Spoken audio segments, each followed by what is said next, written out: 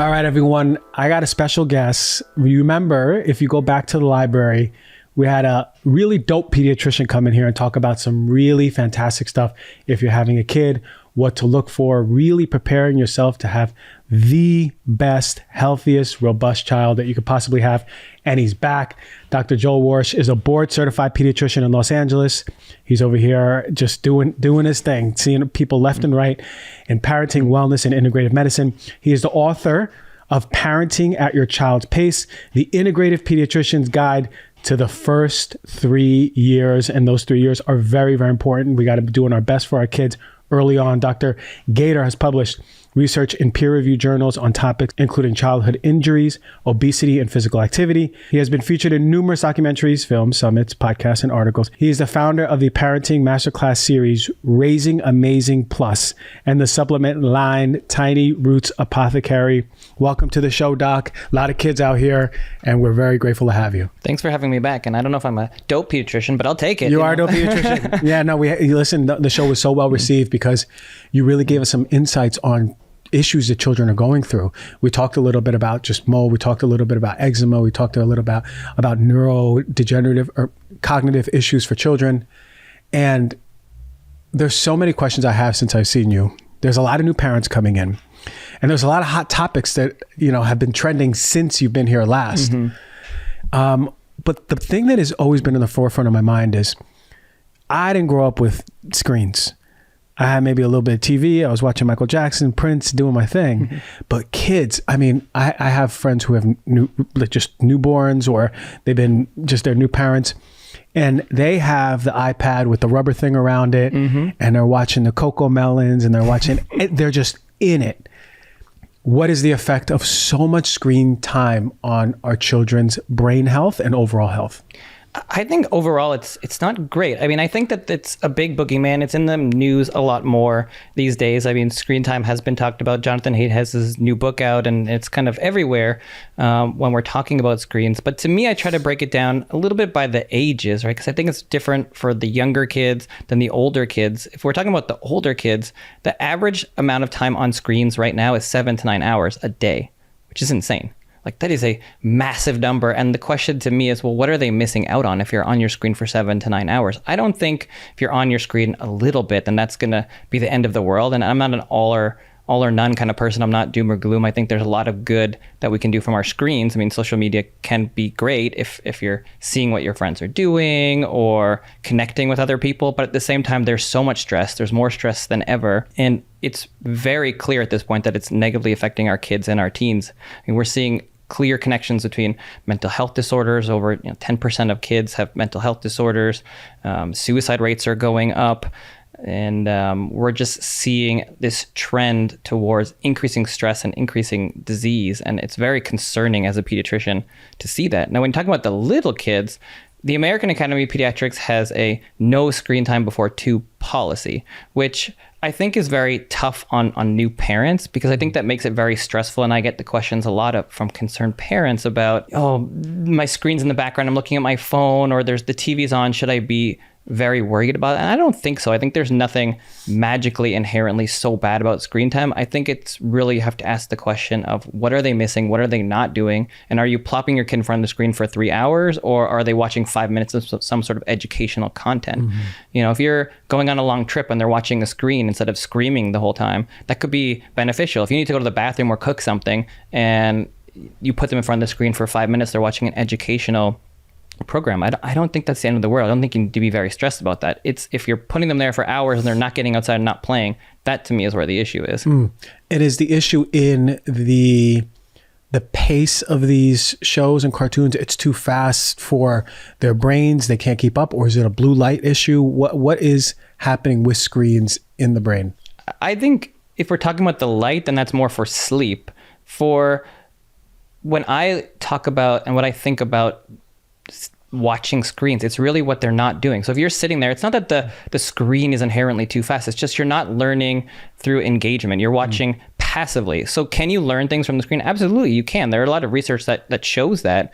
But any study that I've ever read shows that passive learning is nowhere near as good as actual learning, engaging with your kids. And the easiest example is reading, right? You can learn to read on a screen, but it's not going to be done very well. We know that if you're teaching your kids, you're sitting down, you're reading to them, they're going to learn a lot more because it's active. You're going back and forth. And so that to me is where the concern is, not so much that they're watching the screen, their brain's going to go to mush, because screens aren't going anywhere. So I think we have to live in the real world, and then we have to understand that they're going to see some screens, and we just need to really focus on how do we maximize that time and how do we maximize all the rest of the time, and just try to minimize the amount of time that they're watching things and not kind of passively just getting all of this mush. Because some of the shows are not that great. I mean, a lot of parents are like, oh, Coco Melon, it's like a charity they get. But there are great programs out there where there are some things that kids learn. And my kids, or my 4-year-old now, he has watched some stuff and he's learned some great things on some of those programs, and that's fine. Yeah, I hear you. It's remember when we were kids? I mean, I was walking around, not this neighborhood, but my friend's neighborhood. There's more suburban, and I didn't see any kids out on the bike. I didn't see no one. We had a cul-de-sac and we were playing baseball or stickball.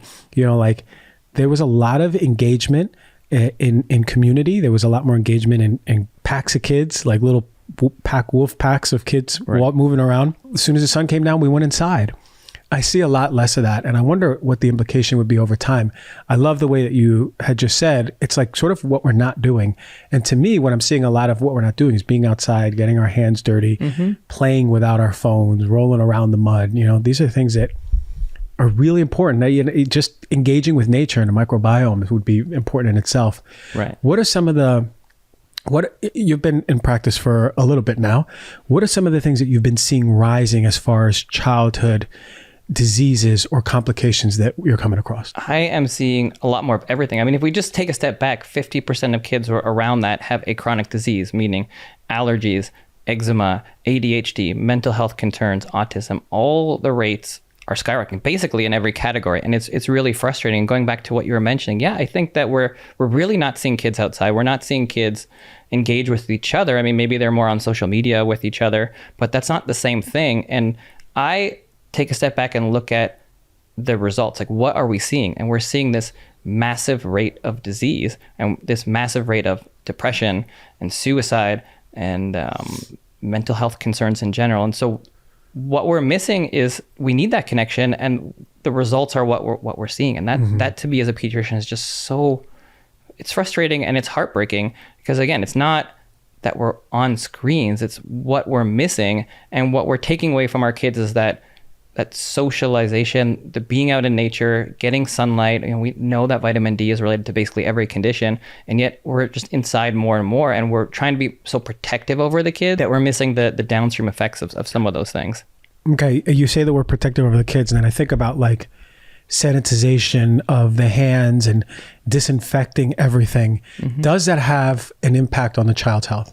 I think so. I think there's no question about it that there's a balance, and you don't necessarily want to go around licking doorknobs, right? But at the same time, you don't want to sanitize everything, because we have a microbiome inside of our guts. Your audience knows that well. But we have a microbiome all over our body. And if we're disrupting that using the 99.9% antibacterial washes all of the time, then it affects our body. I mean, this goes into our body, and I think that's part of what we're seeing. And there are multiple studies that show that kids that live on farms and that are more rural have lower rates of allergies, eczema, and most conditions that we're seeing. So the sanitation hypothesis, or being over-sanitized, really has been shown in the research and the data, and it's pretty definitive at this point. So we don't want to be over-sanitizing. And another part of that is just the stress. I mean, I think that parents forget that if we're over-sanitizing everything, if we're always worried about disease, then some of that stress imparts to our kids,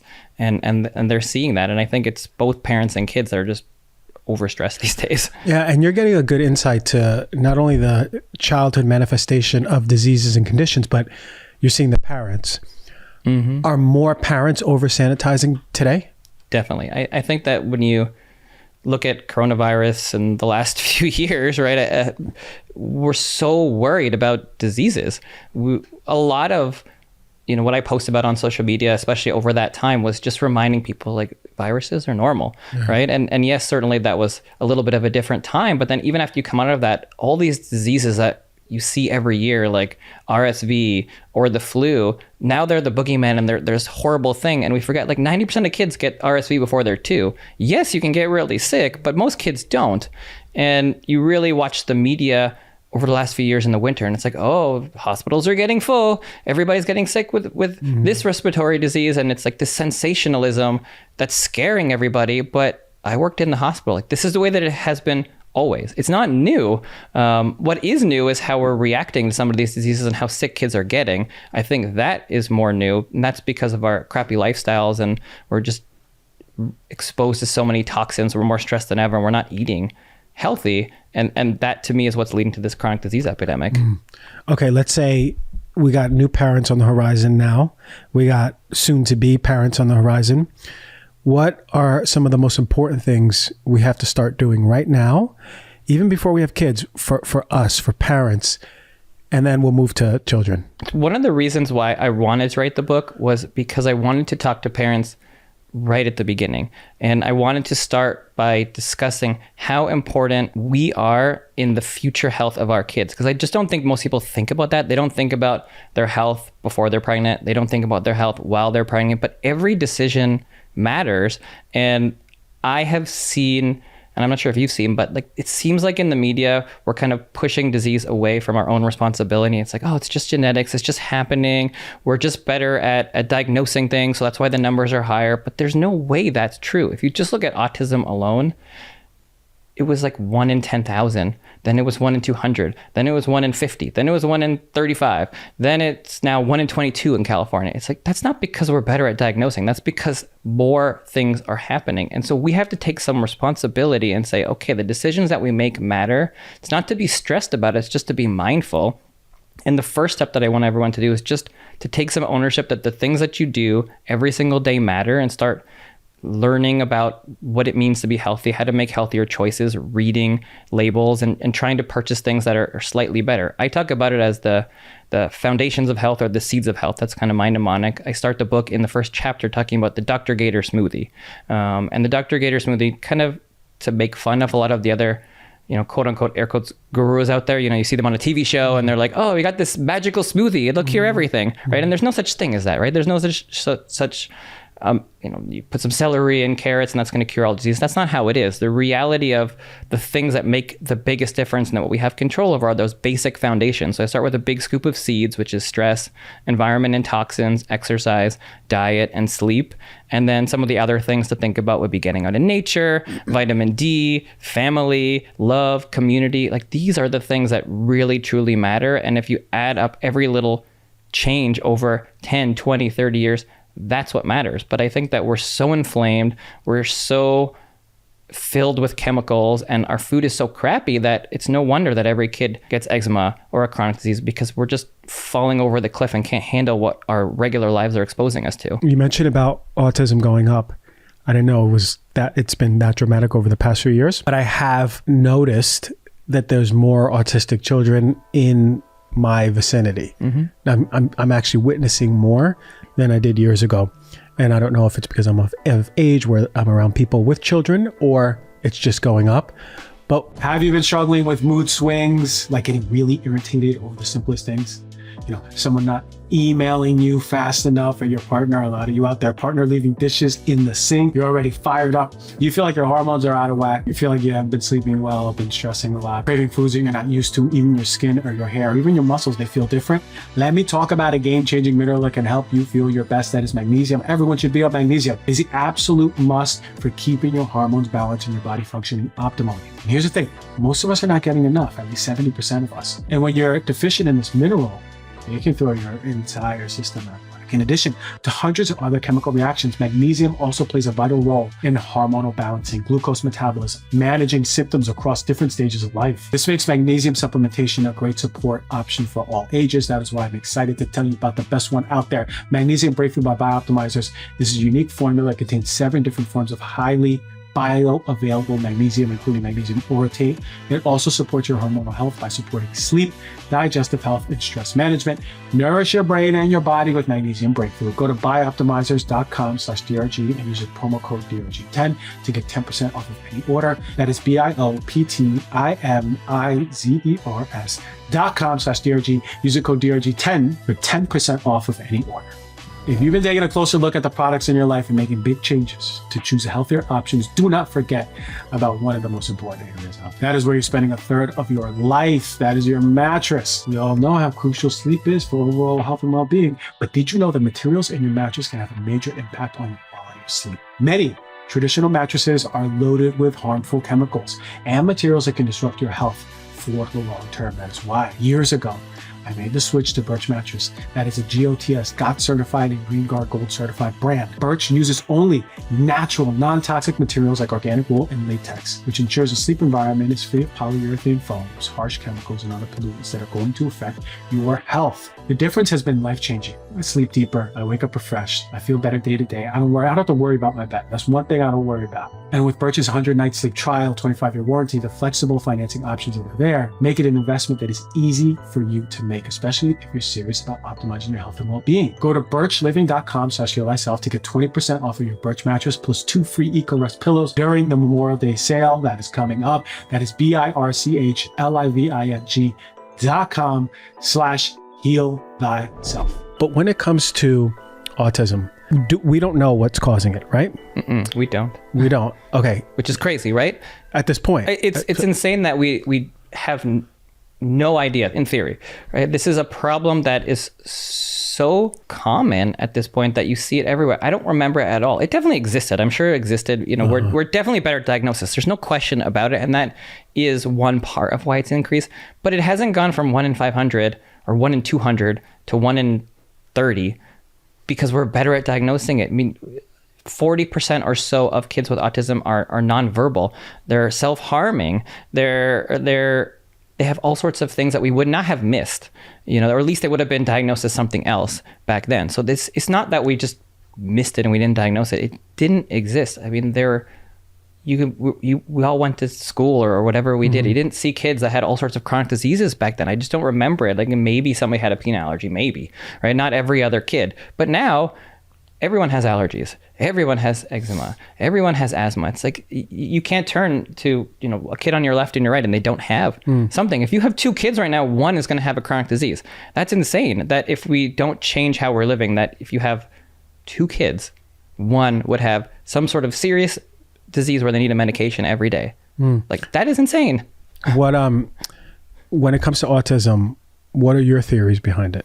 I think the biggest 2 drivers of autism are the crappy food. So we're not getting the nutrients that we need for our development and for our brains mixed with too many chemicals from many different places. You know, there's a lot of people that can get into the weeds and talk about controversial things and whatever it is. But I think that there are so many chemicals and toxins that we're exposed to, whether it's in our food, whether it's in the air that we breathe, the water, the stuff that we put on our skin. It's just too much, and it's throwing kids over the edge, and their brains are not developing as they would have, you know, before, and that can lead into a condition that we call autism. Autism isn't even it's not a real thing, right? It's a diagnosis based on symptoms. So it's not a test that you take that you have autism.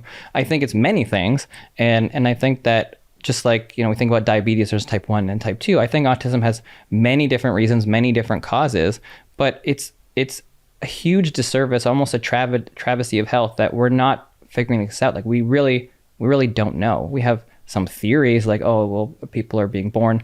Parents are a little older when kids are being born. Some chemicals and toxins have been linked to it, but, you know, may or may not be the case. There's some nutrient deficiencies that have been pointed to, but nothing really definitive or overly helpful that you can give really good advice for parents. And if this is a thing that's happening in 1 in 30 kids, we should have tons of money going to this and tons of research so that we can point to A, B, C, and D. And these are the biggest contributors that we can find. And there's no reason why we can't do that if we have huge studies and say, here's the big things, let's make those changes. We should know that. I can hypothesize, but I can't tell you because nobody knows. I wonder how many industries have toxic byproducts that are getting into our water, our air, that would be implicated if there was research studies saying that, for example, BPA I'm sure all of them is driving autism. The plastic industry has got a big problem on their hands. I mean, that goes deeper into lobbying and things like that. Right. And I think that's the big issue is I don't think there's any question that toxins are the biggest contributor here. So that would mean reflecting on that and making big changes, and you'd be fighting against a company, and let's just say it was BPA. Let's say we found BPA was the main driver. Then you'd have to go back, change everything with that, and all these huge companies with hundreds of billions, trillions of dollars would obviously fight back. So let's, as soon as you identify it, it's still going to take you 20 years to fight them to actually prove it. Just like glyphosate, it's like they knew for a long time that glyphosate causes issues, but how many years and how many lawsuits before it was really brought out? And it's still available, it's still everywhere, right? Even after the fact. So getting a big company like that to take the PFOAs out of the forever chemicals, like maybe it's that, maybe it's BPA, maybe it's plastic, I don't know, it's probably all, but it's all of them, right? It's all of them. It's all of them together. So it's important, our responsibility as future parents then to do an audit of our home and our space and our bodies and go, okay, how can I get myself ready to have the healthiest child? How can I set all of the dominoes together and be like, okay, no, we're in a good place. I've checked my body. We've removed this stuff. We've gotten to a good spot. Because I can't understate the importance of that. We really have to look at that. And, people get overwhelmed. They're like, oh, my whole home, all these things. Then you slowly do it over time, right? Like there's big things make big differences. If you're removing the Glade plugins and you're removing all the cleaning products, that plays into it. Right. Well, I would say little things make a big difference. Yeah, I'll put it in a little bit different context because it is extremely overwhelming. And that's the last thing that I would want for parents is to be overwhelmed about it, because it's not that you make this change or this change and that's going to prevent your kid from getting cancer one day. It's your lifestyle that makes the biggest difference, because you can live the absolute healthiest lifestyle, but you can move to the mountains and farm everything yourself and you can still get cancer, right? And you could be the least healthy person and smoking and drinking and still live to 110. So there's a wide range. But my job as a pediatrician, I think, and as an advocate for health as well as a parent, and I think all of our jobs is to try to help our kids to be as resilient as possible. We're trying to build a life that will prevent them to the best degree that we can from getting sick, and to be as resilient as possible so that whatever comes their way, that they can handle it. And all those little things add up. And there are so many little things that we can do that make a difference. And there is good research to show that, because the Environmental Working Group did a study a few years ago looking at cord blood, and they found on average 100, almost 200 chemicals in cord blood. That matters. I mean, if that's going to your baby when you're born, then of course that's going to make a difference to babies long term. There was a great study out of Harvard that they were looking at soup, and they're looking at BPA. It's a really great study just to show how little changes make a difference. And they took a bunch of participants and they gave them 5 days of canned soup, and then after that they gave them 5 days of homemade soup. And the cans of the big box cans of soup have BPA in the lining inside. So they were looking at the urine before and after with the BPA, and the difference of those 5 days was 1,000%. Just in 5 days in the urine, 1,000% difference from using a can with BPA versus just regular homemade soup. Yeah. And it's like, okay, think about that. If you just change that one thing, how much of a difference it is for your kid in terms of one of those toxins. Now add that up over every single toxin. It makes a difference. It doesn't mean you have to eat broccoli every single day, right? But it means that if you read labels and pick a better bag of chips or a better snack, then your kids are getting fewer toxins and it's not adding up. And obviously what we're doing isn't working overall. And so it's up to us as parents to really think about these things, start to learn, and try to make small changes, because that adds up over 5 or 10 years. 100%. Yeah. And it's so easy, right? Like if we go, okay, let me not opt for these canned goods. Let me opt instead to make the beans from a bag or raw and cook them, or to get a new purifier, air purifier or water purifier in the house. Removing all those cleaning supplies over time. What are you going to put on your baby's skin? What are you putting on your skin while you're pregnant? All of these things, like you said, add up. And thank you for citing that study. It's so important for us to bring that awareness. Now, once a kid is born, what are some of the most important nutrients the baby needs to be having early on to ensure their development? If you have the option to do it, then breast milk should get you all the nutrients that you need. In general, sometimes people cite getting more vitamin D. Ideally, you get outside as much as you can to get that vitamin D. But realistically, you should be getting most of your nutrients from breast milk or formula. If you can't breastfeed, then formula is a great option if you need to. But realistically, I think it's more for parents. I mean, parents got to be eating healthy. We got to be getting the nutrients that we need, and that comes from getting rid of the chemicals and the dyes and the processed food, minimizing the sugar so that all that stuff isn't going into your kid, because that junk does get in there. Some of it does, right? And I think that it comes down to you eating healthy, so that way you set up a good foundation for your kids. And that to me is usually what I talk to parents about, is just if you can breastfeed, how important it is, how vital it is. The research shows that you're going to have decreased risk of most diseases if you have breastfed for at least 6 months. So we always try to encourage that as much as we can, but some people can't or choose not to, and that's fine. There's some great formulas out there too. What about formula? Because there's a big spectrum. And is there a problem with most conventional formulas? And if so, what do we need to look for to find a good formula? I think the issue with formula is that it's not human made. Like, obviously what you're getting from breast milk, you just can't reproduce in formula. They try to get as close as they can, but you're getting this processed food. You're getting, in a lot of formulas, the high fructose corn syrup or the added sugars, which we know are not great for you. And then if you look at turn the label over, there's a long list of things. Most of them you never heard of, right? So most of those things are probably not that good for you, as opposed to in breast milk, we're getting the nutrients from mom as well as the antibodies that you just can't reproduce in formula. So I think you look for the best formula with the best ingredients that you can, but at the end of the day, if you can breastfeed, that's still going to be best for the baby. Okay. And in the formula, what's the problem with most conventional formulas? It's the sugar. It's a lot of the times it's the sugar. A lot of the formulas, you'll see their first ingredient is high fructose corn syrup or some other kind of sugar, and it's not the same as like the lactose that you're getting from breast milk. And so some of them are starting to become a little bit better with that, but it's still a lot of the conventional formulas don't have the best ingredients. Okay, so once we have a kid in the home, how important is it to do an audit of the environment as far as mold? I think it's a very useful thing to do in general, because a lot of families do have more mold than they realize. Mold's everywhere, so it's not necessarily something that you need to be terrified about. But certainly if you're having issues, if you're having chronic conditions, or you're having lethargy, you're having rashes that you don't know where they're coming from, or symptoms that you just have no idea why they've been going on for so long, then I think it's a reasonable, fairly easy thing to rule out and get a mold inspector in there to have a look. I to me personally, I think there's so many more things to do first in terms of changing your lifestyle and just really doing the audit, like you mentioned, which can be really useful. And you don't need a PhD to do it. You don't have to know everything. You just turn over the labels on everything and you look at the ingredients. And if they're words that you know, then it's probably a lot better than methyl tetra whatever that you don't even know what the word is, then it's probably not good for you. So just buy the things with real words, and that gets you a long way. It goes along. So it's a nice rule of thumb. How about when the baby is ready to eat the solid foods?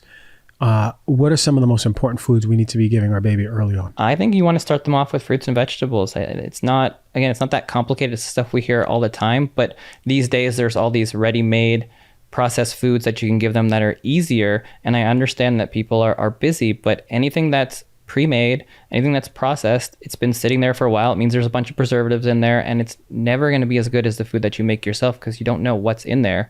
And I promise you, there are a lot of things that are not good in most of these. Yes, there are some services you can buy where they make it fresh. That's probably better than the processed stuff. But if you go to the store and you buy something pre-made, you're losing something. There's no way that something can sit on the shelf and not have chemicals in it. It just does. And when we're talking about a world that's so full of chemicals already, adding more chemicals just decreases their resilience. It doesn't mean you shouldn't do it. It doesn't mean you can't do it. Everyone has to do what they can do. But I think it's important for parents to understand that these are the choices that we have to make right now. This is the world that we live in. And if you choose convenience over spending the time to make food, if you can do that, then there is a cost to that. Everything has a cost to it. And convenience is great, but you lose something. And to get these things off the shelf, they have to have chemicals in there. If you go to a farm or a garden and you pick a berry, how long does it last? It's like 2 days, 3 days, and it goes bad. So how can anything we get at the grocery store not have chemicals in it? It's just not possible. Unless you go to a farmer's market and unless you go to some place where they're just picking things and getting it to you, you're getting chemicals, even in the best case scenario. Yeah. So if you're buying something in a box or that's processed, then you're not only getting those chemicals to keep it safe, but then all the chemicals that keep it from emulsifying or that keep it from going bad or sprayed in, antibacterials or whatever. Okay. And then sleep. I know you really harp on sleep for children. What is the main causes of sleep issues in children? And for the parents out there who have a child who's like really hard to get to sleep or won't stay asleep, what are some tips? A lot of what I've been asked about sleep lately, it used to be more questions about younger kids. And now it seems to be moving more to the older kids and the teenagers because they don't seem to be getting enough sleep because they're so stressed and they're always on their phones, especially even the tweens. And we know that kids have issues with the light and it affects their sleep, it affects their melatonin, it affects their ability to go to sleep, not just because of the light, but because they're so stressed and they're scrolling through. So really a very simple tip is you got to get the phones out of the room. I think that's a very clear, simple guide for parents, especially as their kids are getting older. It's harder once they're doing it, but if you can kind of set the rule that phones don't go in the room, you put them somewhere else in the house and ideally no screens within half an hour to an hour before bed, that'll get you a pretty far way. And just prioritizing sleep, teaching your kids why it's important, as well as making sure they're getting to bed at a reasonable time. We don't want our kids going to bed at 2:00 in the morning and then having to go to school and then we wonder why they're not able to focus. I mean, you need to get your sleep and they should be going to bed at least at 10 or 11 if they're older kids, if not earlier. But a lot of kids I hear from parents, they're on their phones, they're not falling asleep till midnight or 1:00, and that's not enough if they're getting up at 6 or 7 o'clock and then going to school. Yeah. Will that affect their physical growth through puberty? It will. I mean, we know that most of your growth happens when you're sleeping. I mean, that's when you rest, when you digest, and when you grow. So I think that it probably will affect your growth. And that is sometimes how you can get kids to sleep better is by being like, well, that's when you grow. You want to be taller? Well, you want to be taller. You got to get to sleep. In fact, that does work a lot of times. Yeah, I mean, it would if I was a kid. I want to be a basketball player. So, like that'd really help. We live in LA and a lot of people do Botox here. And you work here in LA. And we were talking off air a little bit about parents asking, can I do Botox while I'm pregnant? Can people do Botox while pregnant? I mean, I have my own opinions on it, but is it indicated? So yeah, I get a lot of interesting questions at prenatal visits about things like Botox, fillers, before and after. I feel like, so there's not a ton of research on this, right? There's not a lot of people that are sitting down and saying, okay, I'll get a bunch of Botox while I'm pregnant, or I'm going to get a bunch of Botox while I'm breastfeeding. From what I have looked, because I did look into this question and I had it in the book because I get it enough, and I didn't really find a lot of evidence to show that it's dangerous. But logically, common sense to me, it is. So I wouldn't do it. And then when people ask me, I would say, well, if at all possible, just at least wait till after you're done breastfeeding, if you're going to choose to do it, because Botox, it's a neurotoxin, it's a toxin. And so I'm sure someone that gets in the breast milk, I'm sure it's not good for a baby.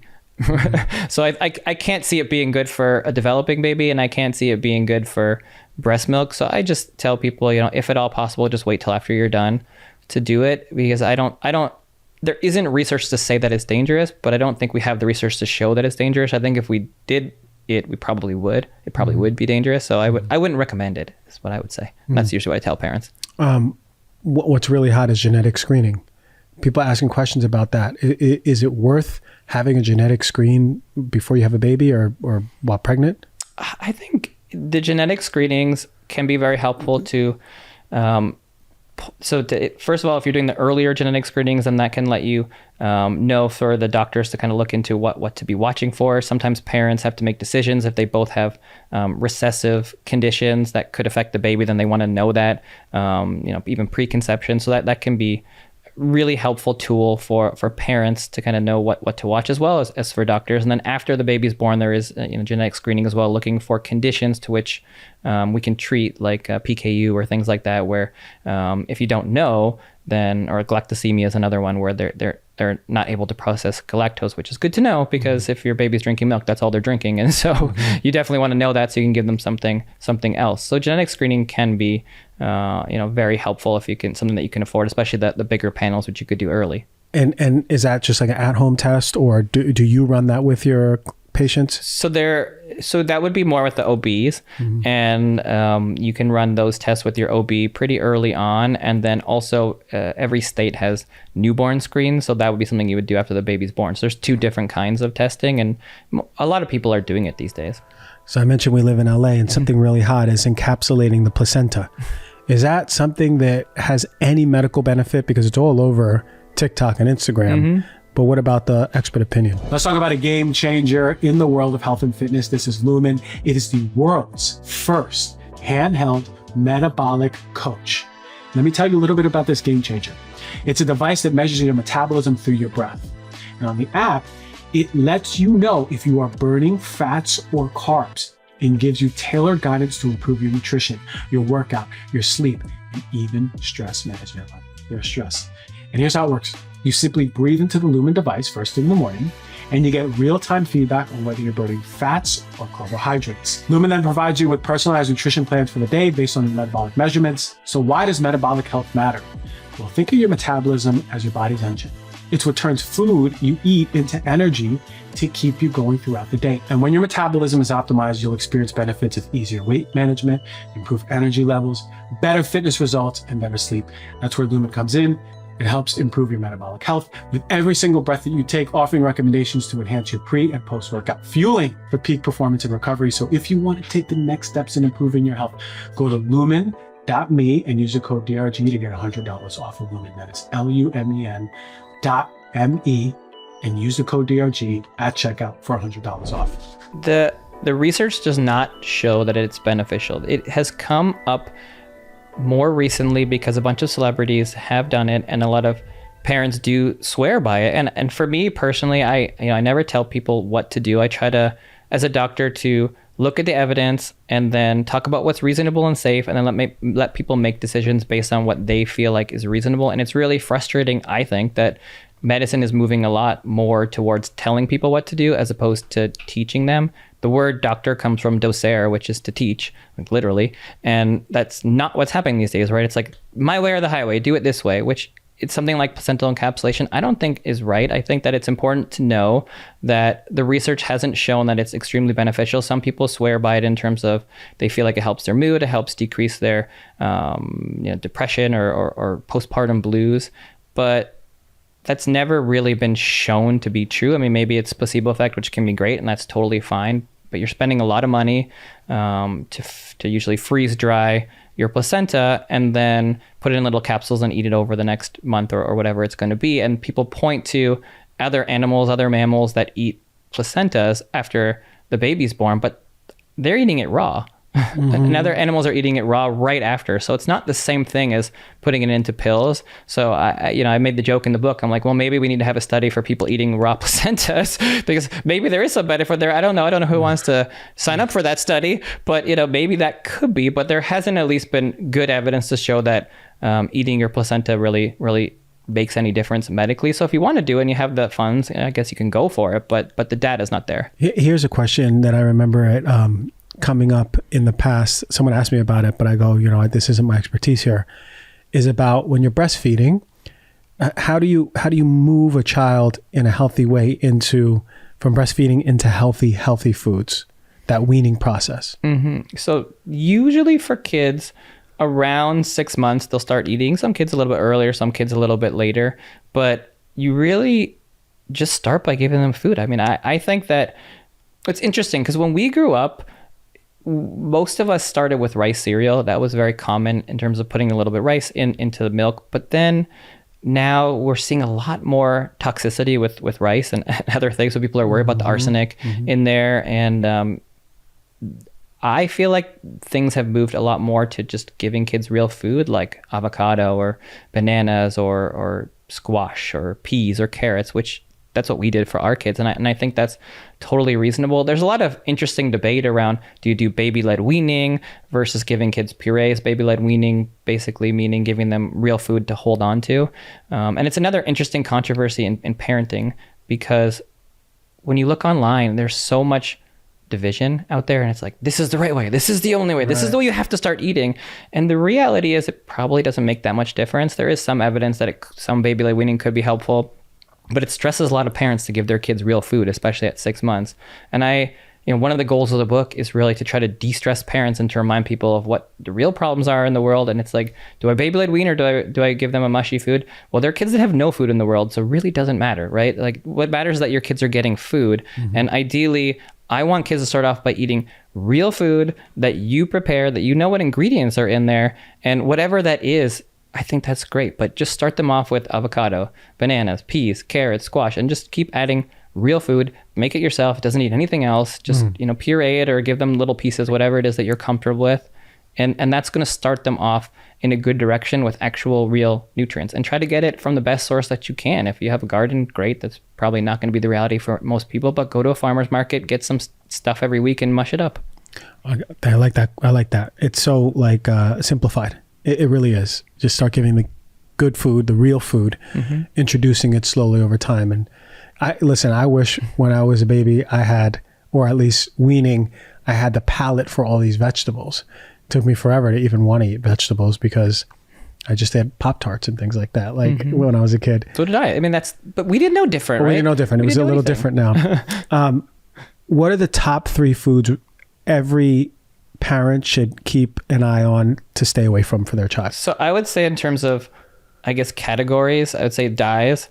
Try to minimize added sugars, and then looking at the preservatives and the chemicals in there. So just long chemically names, get rid of those. Added sugar, try to minimize that as much as possible. And dyes, there's no need to have red dye 40 or any of those things. There's tons of research on it at this point that it's bad for you. So let's just get rid of all those and try, if we're going to work with our foods, then try to keep it out of plastic. Definitely don't heat it in plastic. We know that there's all sorts of problems with plastic, especially while heated. So those are pretty simple tips if you're looking at how you're going to store your food or what you're going to look on the label. Just get rid of some of those foods. And if you want the things to actually eat, it's real food. It's not complicated. If it doesn't have a label, it's going to be better for you. So have that. Start going to the farmer's market more if you haven't been. Start shopping at the outside aisles of the grocery if you haven't been. It's going to be really important, especially if you have a kid, and bring that to your whole family. Even the older siblings, whatever it is, having everyone eat real food. All right. What about top 3 non-food interventions that is important for raising a healthy kid? So top 3 non-food interventions. So I would say minimizing toxins would be number 1. So again, it's similar to foods about reading labels, but it's the same thing with everything else. So reading labels on all the stuff that you're putting on their skin, all the things that you're purchasing, that's going to have a huge difference in life. So that's number 1. Number 2, sunlight or nature. We mostly live in cities these days. We're mostly inside. We've been talking a lot about screen time, and we're not getting enough vitamin D. Basically, every single person that I test, even they're pretty holistic minded, their vitamin D levels are very low or not high, or deficient. And most adults are deficient, and that's in a place like Los Angeles where we do get a lot of sun. So places where they don't get as much sun, they don't have any chance at this point if you're inside all the time. So you really got to get outside and get into nature, and for so many reasons. I mean, we can talk a whole episode on just all the benefits of nature, but we're nature deficient, and we have to make sure that we're spending time touching trees and getting outside. I mean, it's not, it sounds woo woo, but it's not. It's like we're literally part of the earth, and we're living in a concrete area, and that matters. It matters for our mental health. I mean, how you feel when you go to the beach. How you feel when you walk around the forest. You're like, oh, this is so peaceful. That's just because we're not noticing how not peaceful the rest of our life is. Yeah, that's true. 2 episodes ago, I did the Science of Nature show, talked about the medical benefits. It's unprecedented. It's nature's medicine is stronger than conventional medicines that we could take. We just don't, like you said, realize how stressed we are. I had number 3. Let me finish. Oh, yeah. Number 3, I would say exercise. But exercise as a word, I think, is the problem. It's not that we want to be focusing on going for a jog every day. That's something that we don't want to do. If you want to do jogging, great. But I think it's movement, right? We need to be moving more. If you look at the blue zones in the world and where the people are the healthiest and live the longest, is that they're moving all the time. It's not exercise like they're going to the gym. None of them are going to the gym. They cook and they farm. I mean, you look at, you watch the videos on people in the blue zones, like the grandmas, and they're like in the kitchen, rolling and working, and their muscles are much bigger than mine. I mean, they're working all day. The people are out on the farm, or they're milking cows, or whatever it is that they're doing, and they love it. But the thread through all of that is they're just moving. Their lifestyle's moving. They're walking up hills, they're farming, they're cooking, and we don't do that. We don't move as our lifestyle. And so yes, if you have to, kind of build it in, but the reality is, how do you build movement into your life? Whether that's, we're going to drop off our kids at school, but instead of dropping them at the front door, we're going to stop 5 blocks away and we're going to walk, or I'm going to take stairs every day, or whatever it is that you can do to build movement into your life. That's what's actually going to be successful. Gotcha. And for kids, it's never too early. As soon as they can be moving, get them outside, playing around nonstop. And I'm telling you, man, it's the phone, it's the TV screens that are stopping the children from moving so much. And school. And the way that school is these days. I mean, it's not, we have to start pushing back on keeping kids at desks for many hours and decreasing, physical education time. I mean, kids should be outside playing, especially the younger ones, most of the day. That's what we're supposed to be doing. I mean, that's how we get toxins out. That's how we get into nature. And it's really crazy to me that you'd expect a 5-year-old to be sitting at a desk, learning things all day. I mean, it's good to learn stuff, obviously, but that's not how humans, I think, are ever meant to be. And we're just putting kids in boxes and making them sit there, and then we wonder why they're sick all the time, which is a bunch of sick kids sitting together trying to read a book, and as opposed to letting them just go play outside. And I guarantee you, the kids that are homeschooled and that are out playing all day, they're a lot more healthy than the kids that go to school. I mean, I see it every day. And it's not because school in and of itself is bad. It's that you're not moving, you're not playing, you're inside, you're not getting the sunlight, and all those things matter for your health. And again, it's the life. It's not forcing your kid to go play soccer. Soccer's great if you want to do it, but it's, are you moving all day? Are you in nature all day? And we need to build that again. Yeah, I know I don't have kids, but I will in the future. And I would really look into schools that are experiential, where the children are outside getting their hands dirty, learning in nature.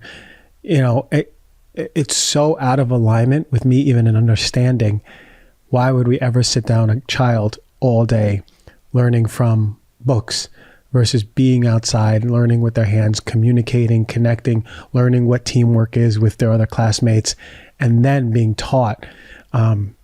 That's another show. I got my whole opinions on that. Me too. But I have a 4-year-old, and we're in the middle of deciding what we're going to do with him. We're not going to send him to regular school. We are going to homeschool, at least for some amount of time. But I don't know, because it's like, I didn't grow up in a woo-woo world. I went to school. I did all these things, but the world is so different now. And I feel like when we were growing up, it was like, oh, the weird kids homeschooled, Right. But that's not true anymore. I mean, the most put together kids that I see at the office are often homeschooled, and a lot of them, they do school for like 5 minutes a day or 15 minutes a day, and they're so far ahead of their peers, but they're just playing all day. They're outside in nature. And I also think that we have moved in society to prioritizing money and status as opposed to health. And so we're very focused on getting our kid into Harvard, as opposed to not having our kid have a chronic disease or having asthma in 5 years. And the reality, again, I go back to, I said it before, is if you live the way that everybody lives and you live in a big city, your kids will be sick. There's no question about it. That's not a scare tactic. I'm not a scary dude that's trying to make people be stressed out. I'm just telling it like it is, because I think as a doctor, that's our job, is try to help people to be healthy and be resilient. And if 1 out of 2 kids have a chronic disease and those numbers are going up, that means you have 2 kids, one's going to be sick. So if you live the same way that everybody else does, and you don't take this to heart and decide that you're going to do whatever you can to help your kid be resilient, then they'll be sick, because that's just what the statistics are. So it's up to us as parents to really start making those power moves, those executive decisions, going, how can I make sure that my child isn't growing up in the same environment that other children right now are? Not the same as you. You can't compare it to yourself. You just said things are different than when we were kids. Things are there's a lot more chemicals, and I think we're exposed to a lot more than we were as kids, and food is a lot worse than we had it when we were kids. So it's just it's a difficult time to be a parent, but it's also encouraging, because I do see a lot of people doing that, and a lot of kids are very healthy. So it's not that they can't be. I just think that we need to recognize where we are and understand that we have a lot of ownership over this, and the way that things are going are not great. And therefore we just have to make decisions that make sense for us. There are a lot of bigger things that, yes, that need to change in society, but unless you want to go to Capitol Hill and become a lobbyist or something like that, you're probably not going to be doing that. I think we do need to do a lot of that as a society, but you can't really focus on it. You got to focus on your own family. And to me, as a advocate for health, I start with the family, because that's what you actually have some control over, and that's where you can make your changes. And in the book, and in general, when I talk on social media, I just try to talk about things that people can actually do. And then you'd make one little change here, one little change here, one little change here, and it adds up, and anybody can do it, because we're talking about reading a label, buying simpler things, moving a little bit more, not getting a PhD in biochemistry. You don't need that. That doesn't make any difference. Really. It doesn't really matter. It's just that you are mindful of what you purchase. And I think that's going to make a huge difference. And I see it in my office. That is the big difference between healthy and not healthy. Thanks, Doc. I appreciate that. You have a book out for new parents. What's the name of the book? Parenting at Your Child's Pace is the book, and you can get it. You can go to parentingatyourchildspace.com, or you can go to Amazon or every other place where you can get books, and it will be available in August. And what do we pre-sale now? What do we expect in that book coming out? So it's a mixture of a parenting book and a health book. The reason why I really wanted to write the book was a couple of reasons. Number one, I wanted to talk about kids from day one, because I want to get ahead. I want parents to have information about health and wellness so that they can build a good foundation, so that they're not in the doctor's office in 5 years with a medical condition. And the vast majority of parenting books, which is what a lot of people read, especially when they're pregnant, they're written by therapists, they're written by moms, and a lot of those books are great, but they talk about things from that perspective as opposed to a health perspective. Whereas the old books in parenting used to be written by pediatricians. Like Dr. Spock has the most prominent book from 50 to 100 years ago, and that's kind of changed. Now doctors seem to be writing health books. They talk about your cough, your microbiome, all these things, which are very important, but it's not really a parenting book. So it's kind of a mixture of the common things that you'd want to know, the common things that I get asked over the first 3 years, whether that's like the prenatal questions or the newborn questions, what happens in the hospital, mixed in with health, wellness, and also trying to de-stress parents, because parents are so stressed. We're more stressed than ever, and yet we have more information than ever. And so I'm trying to help parents think through when to actually be nervous, when not to be nervous, and how to help them ask the right questions when they go to the doctor's office. Amazing. Thank you, Doc. And where do we find you? Best place will be on Instagram at Dr. Joel Gator. All right. You heard it here first. Future parents, this is it. We got to get ready for raising healthy children. We have a fantastic resource. Go check out Dr. Joe's work on Instagram, on his website. Go listen to the other podcasts we did together to get more insight. And thank you very much for joining the show, Doc. Thanks for having me.